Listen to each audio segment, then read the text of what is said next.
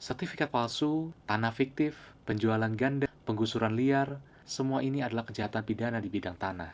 Banyak korban yang tidak sabar selama bertahun-tahun menuntut keadilannya. Jangan sampai Anda menjadi korban berikutnya, atau justru tidak sengaja menjadi pelaku. Saya akan jelaskan 5 poin secara sederhana terkait dengan pidana pertanahan. Yang pertama adalah pemalsuan sertifikat tanah.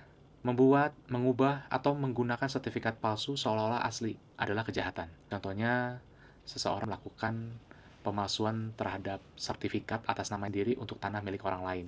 Ancaman hukumannya adalah pidana. Sertifikat asli mempunyai ciri keamanan yang khusus. Jika kalian ragu, kalian bisa melakukan pengecekan ke BPN. Yang kedua, menjual tanah yang bukan haknya. Seseorang menjual tanah yang tidak pernah dimilikinya atau sudah dijualkan ke orang lain juga merupakan tindak pidana dalam pertanahan. Ini bisa dikenakan pasal penipuan. Seringnya baru tahu sadar pada saat akan dibalik nama atau membangun.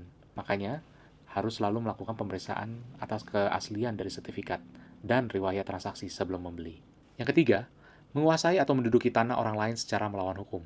Jika seseorang mengambil alih, menguasai atau membangun tanah di atas tanah milik orang lain, tanpa izin tentunya, meskipun tidak menggunakan sertifikat palsu, ini pun juga disebut dengan perebutan lahan.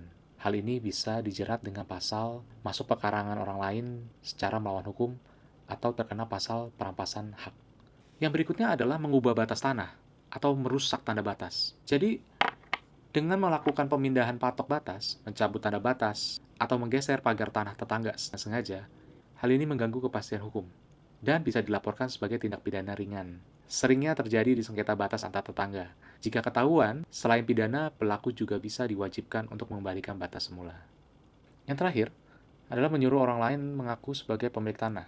Jika seseorang menyuruh pihak lain memberikan keterangan palsu di depan PPAT atau notaris atau di pengadilan untuk menguasai tanah, bisa dikenakan pidana sumpah palsu atau membuat keterangan palsu. Hal ini sering terjadi dalam sengketa warisan atau jual beli tanah bermasalah. Jika Anda suka dengan materi ini, silakan like. Terima kasih.